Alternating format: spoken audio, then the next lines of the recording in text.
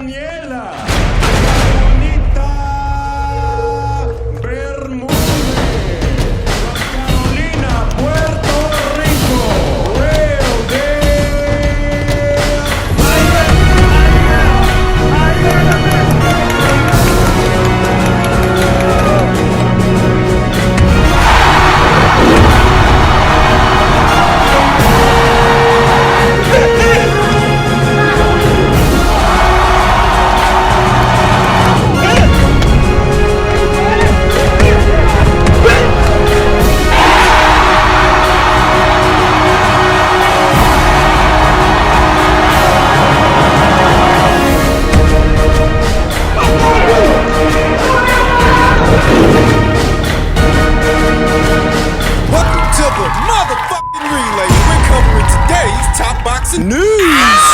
Okay, we'll start with this per tweet from Michael Benson. Floyd Mayweather has reaffirmed that his exhibition fight with Logan Paul is still in the process of being rescheduled, and Las Vegas, LA, Miami, Dallas, and Atlanta are all possible host cities.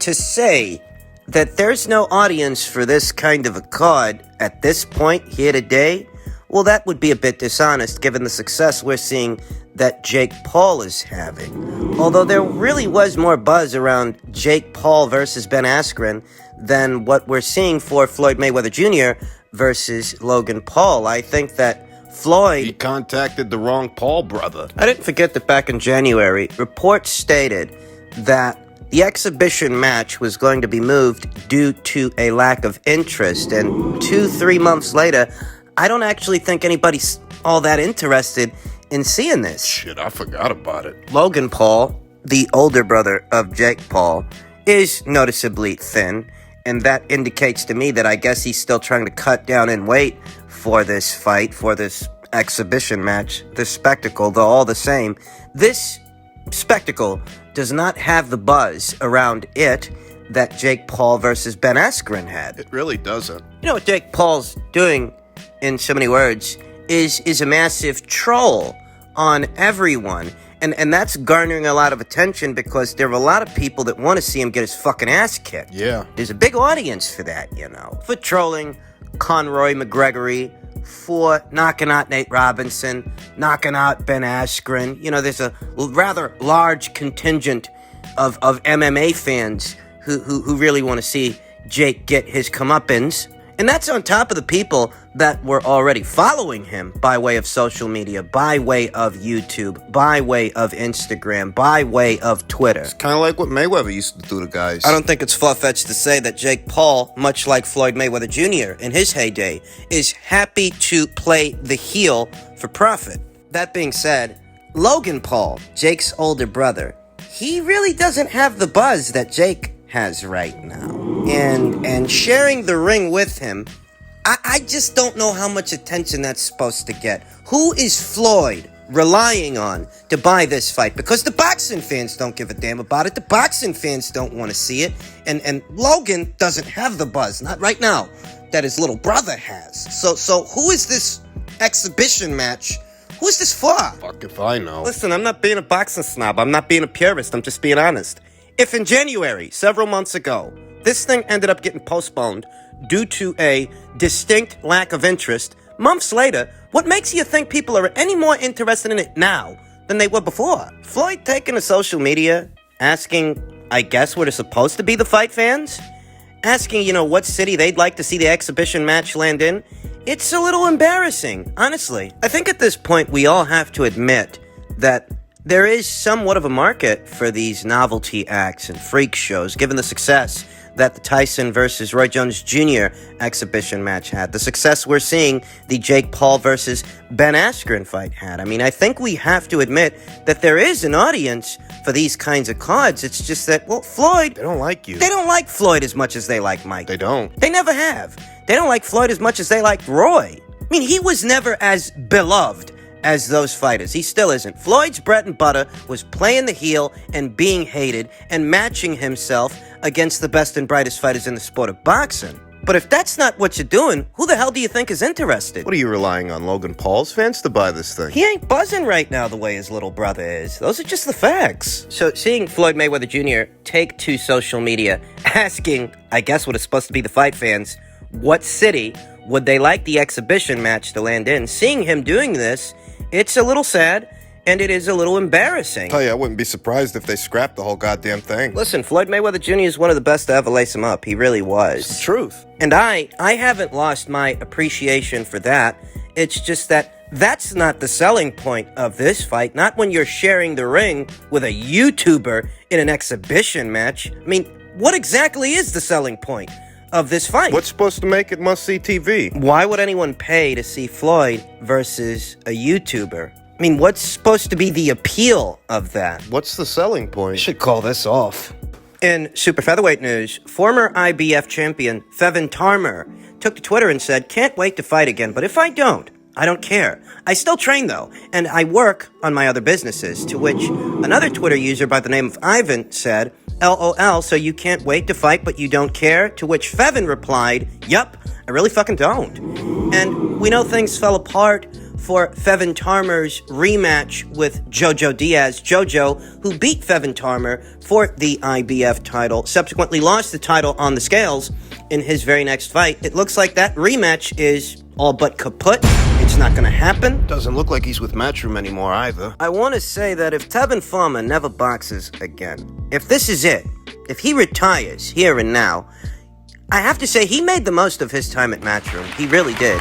He made the most of becoming the IBF super featherweight champion and subsequently being signed by Matchroom. You know, Tevin was a very active champion. I think he fought something like 5 times in 12 months after having procured the red belt. And he took the money that he made from those fights and invested in outside endeavors. I want to say that there's a lesson to be learned here from Tevin Farmer's example, that you have to consider what you're going to be doing beyond boxing once you hang the gloves up, once that chapter of your life is over. Yeah. Because Tevin hasn't fought since the Joseph Diaz fight. And that was over a year ago. That was in January of last year. He hasn't fought since then, but he doesn't seem strapped for cash. He's talking retirement. And what could be more ideal? Tevin's an example of what hard work can get you. He really is. I didn't forget the dubious decision that was subsequently overturned in the Ogawa fight. Ogawa, who tested positive for a banned substance after his fight with Tevin Farmer, that was turned into a no contest. Tevin subsequently traveled to the land down under to fight again for the vacant IBF title against Billy Dibb in a fight that he won. He got signed by Matchroom. He starts making money, good money, you know, and he's fighting often. Told you, this guy fought something like maybe 5 times in the course of 12 months, and he used that money to secure himself a future beyond boxing. That's a happy ending in and of itself. And Tevin, even when he was a champion, you know, he didn't have the cult following that Gervonta Davis has or Oscar Valdez, fighters like that. He never got to amass that kind of marquee value, and it's for that reason that in hindsight, I have to say, he really did make the most out of the situation. He made the most out of becoming IBF champion. He made the most out of being signed by Matchroom. He was an active fighter, a very active fighter. So if here today he's ready to hang him up because he's got other stuff going on outside of the world of boxing, yeah, that's a happy ending. And he could always come back and train fighters. Do a little bit more fighting himself if he wants to, but only if he wants to, and not because he has to. That's the silver lining. So good on him. In heavyweight news, I'm sure most of you have heard by now that Matchroom has won the purse bid for the Hunter versus Hrgovic IBF title eliminator. Eddie Hearn presented a bid of $606,666 for the contest. Hunter is entitled to the favorable end of a 60-40 split, which is a little over $360,000, as the higher-rated contender. The remaining $242,000 will go to Hrgovic, who is promoted by Wasserman Boxing, which recently acquired Team Sarland. It's important to note that Philippe Hrgovic is also co-promoted by Matchroom. He's the Matchroom fighter here. And I was beginning to wonder what was going on with this, because things had gone quiet for a while after the IBF had ordered this fight. And this is an important fight, it really is, because whoever wins this thing, they're going to be the IBF's mandatory challenger for the winner of Joshua versus Fury. And when the IBF has a final eliminator coming up. It matters. It garners a bit more attention, especially these days, than a WBC final eliminator or a WBA final eliminator, because with the IBF, you know that the order is going to come down. With the IBF, when they've got a mandatory challenger, it means just that.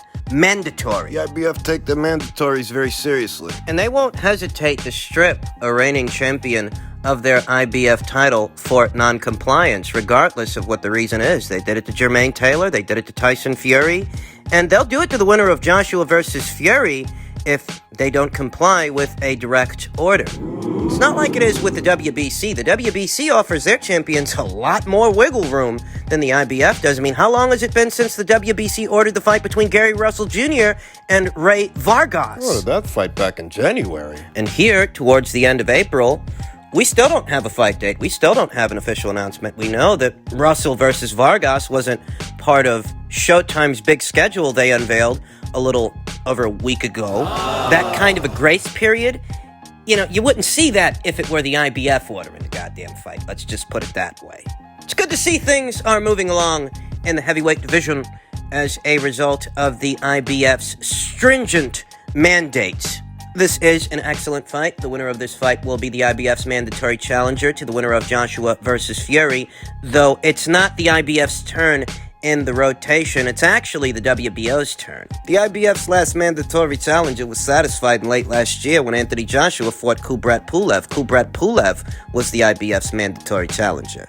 And it likely will be a year from the date before the next mandatory is due. Anthony Joshua and Tyson Fury plan on fighting 2 times this year, once in the summer and again towards the end of the year. Towards the end of the year, the IBF's mandate could come down unless the people over there at Matchroom and Top Rank petition for an exemption and extension. You can expect that to turn into an issue.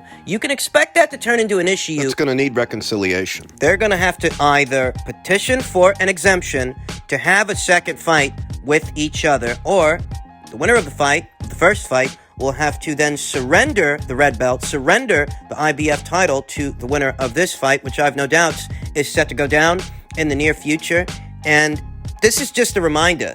The IBF ain't next in the rotation. They're not. The WBO's mandatory is actually the one that's due here and now. The thing is that Eddie Hearn specified that after the first Anthony Joshua versus Tyson Fury fight, the winner of the fight may vacate the title and it will go to the winner of Usyk versus Joyce. So even though it's actually the WBO's turn and they are next in the rotation, their highest ranked contender and the winner of Usyk versus Joyce, they likely won't get a crack at the winner, whoever it might be, until 2022. In that time, we could see another champion crowned in the heavyweight division after the undisputed heavyweight title fight takes place. Now back to Hrgovic versus Hunter. This is a fight that has been talked about for months, and it's a fight that makes sense for both guys. Filip Hrgovic, highly touted amateur, versus what can only be described as the dark horse of the heavyweight division, one of them, Michael Hunter, who has amassed a very impressive heavyweight resume since having moved up from cruiserweight to heavyweight. He only has one career loss, and that's a loss that came at the hands of Alexander Usyk, who surprisingly, his heavyweight campaign, it hasn't been anywhere near as eventful as Michael's. Yeah, Usyk beat him at cruiserweight a while ago, but a lot has happened since then, and where Usyk is still dipping his toe in the pool of the heavyweight division, Michael Hunter has already dove right in, and he's doing the backstroke. Bacol, Ustinov, Kuzmin, Povetkin. I mean, even the draw with Povetkin, even the draw on paper with Povetkin is more impressive than anything I've seen from either Alexander Usyk in the heavyweight division or Filip Hrgovic, who Michael is going to be fighting. Michael has amassed a very respectable heavyweight resume, fight by fight. And I really haven't been all that impressed with Filip's opponents. I think the most two noteworthy opponents that Filip Hrgovic has fought so far, Eric Molina, who's more well-known for fights that he lost than fights that he won, and Rydell Booker, whose claim to fame is giving, Pulev a little bit of problems in their fight. I'm not rushing the guy. I'm not saying he has to have fought all these different killers already. I'm just saying that, so far, I don't see anything to write home about yet, not on his resume. Seems like a guy who could go far. Seems like he could be a world-level contender at this point. I mean, he seems to have the ingredients. They just haven't all come together yet, at least not on paper. A win over Michael would impress me, and the same is true in reverse, though, if I'm being honest, I'm already pretty impressed with Michael. Not the biggest guy. And not the strongest either. Michael is a unique blend of athleticism, agility, mobility, and boxing skill that could give a lot of guys, a lot of highly touted amateurs turned pros, a lot of problems. It's kind of a pick'em fight. We'll talk more about this fight once a fight date is announced and as that date approaches.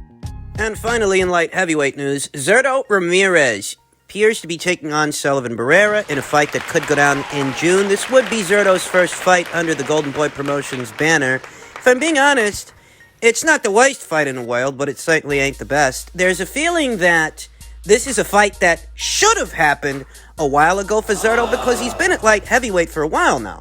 And like I said, it's not a bad fight, but it ain't the best either. I mean, Sullivan Barrera hasn't fought since 2019 when he lost to Jesse Hart. Fought since. Jesse Hart, who went on to get his ass kicked by Joe Smith Jr. I vaguely recall Sullivan Barrera touching on the subject of potentially retiring. It was a while ago. What's Sullivan Barrera now? 39 years old? Close to 40 years old. Hasn't fought in over a year.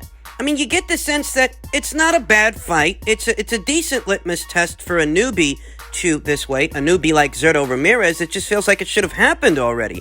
Zurdo was in action last December against Alfonso Lopez in the Battle of Rio Grande under his own promotional banner. Since then, he's signed to Golden Boy Promotions, so I don't really know how to interpret all of this. I thought the reason this guy left Top Rank was because he wanted to be his own boss. He wanted to do his own thing. He gave his team a complete overhaul, only so he could end up at Golden Boy Promotions.